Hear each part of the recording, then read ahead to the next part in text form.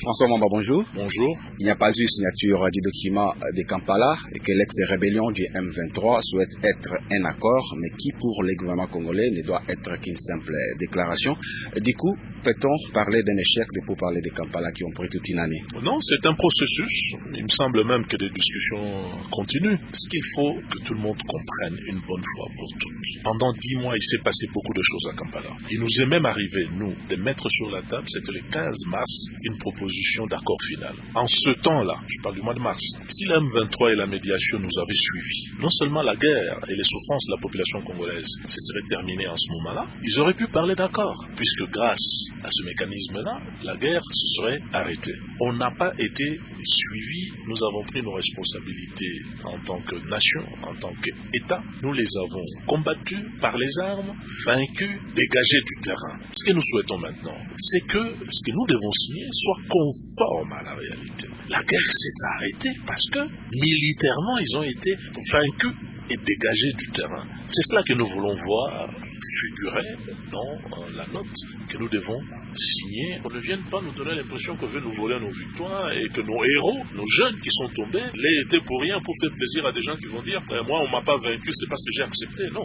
François Mamba, à part l'intitulé, est-ce qu'il y a des divergences majeures sur d'autres points qui vous fâchent dans ces documents? Ce qui fâche, c'est ce que je venais de dire. Vous savez, quand on dit 11 points, l'un des points, c'est la disparition, c'est ce que j'appelle le décès, c'est ce que j'appelle la mort du M23. Il ne faut pas que demain, après-demain, il y ait une fausse lecture ou une lecture biaisée. Les M23, tels qu'ils se sont comportés, ne disparaît pas parce qu'il y a un accord à Kampala.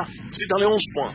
Ceux qui veulent deviennent un parti politique autre que M23, n'est-ce pas? Ceux qui veulent adhérer à ce qui existe et tout ça, etc. Ceux qui veulent rester société civile. Les lois de la République sont là. La vraie raison, ils ont été vaincus. Nous voulons que ça soit acté. Vaincus, chassés, et ils disparaissent. Parce que ce qui apparaissait en amont, c'était la possibilité de disparaître de son propre gré. Nous appelions cela à l'époque, nous les négociateurs, autodissolution. Il n'y a pas d'autodissolution, nous les avons dissous. Mais en refusant de signer les documents de Kampala, est-ce qu'il y a reproches ouverts que vous faites au gouvernement ougandais et à la facilitation? Vous savez, la médiation aujourd'hui est dans une situation comparable à un médecin légiste. Il s'agit de constater la mort. Quelle est la cause de la mort? Il ne faut pas qu'on bricole. La guerre s'est arrêtée puisqu'ils ont été vaincus et dégagés. Si nous signons un truc qui s'appelle accord, ils vont mettre ça, et eux, et d'ailleurs la médiation, ils vont dire voilà, on a bien travaillé, grâce à cet accord, il n'y a plus de guerre dans les Kivu. Non, nous avons eu des enfants qui sont tombés. Nous n'allons pas laisser quiconque leur voler cette victoire historique. Donc soyons sérieux, à ce stade, le médecin légiste, constatant la mort, doit pouvoir dire voici la cause de la mort, c'est la défaite militaire du M23, j'allais presque dire et de ses parents. Deuxièmement, qu'est-ce qu'on fait du cadavre? Faut l'incinérer, faut enterrer.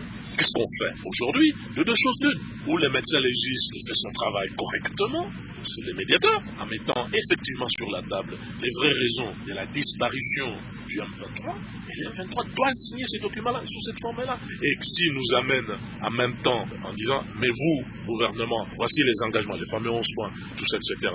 Est-ce que vous confirmez? Nous signerions. S'il faut que ça dure 6 mois, ça durera 6 mois, mais on ne signera pas n'importe quoi. Voilà. Dernière question, François Mamba, puisqu'il y a eu victoire militaire sur les M23 et que vous refusez, comme la facilitation vous accuse de signer l'accord de paix, devons-nous comprendre que c'est terminé, c'est fini avec Kampala? Si ça ne tenait qu'à nous, franchement, après cette belle victoire au plan militaire, franchement, qu'est-ce que nous irions faire en Ouganda? Je sais qu'il fait beau là-bas, ils ont des sites touristiques et tout ça, etc.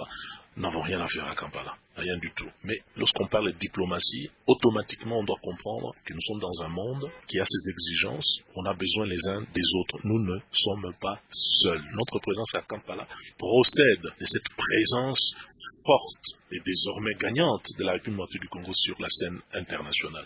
Donc, cette délégation qui est là a des instructions très précises. Il n'y a personne qui va déroger à ça par rapport à ce que le président de la République nous a demandé depuis 10 mois. Donc, Kampala finira lorsque des communs accords avec les autres.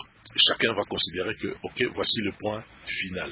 François Mamba, merci d'avoir répondu à nos questions. Voilà, merci.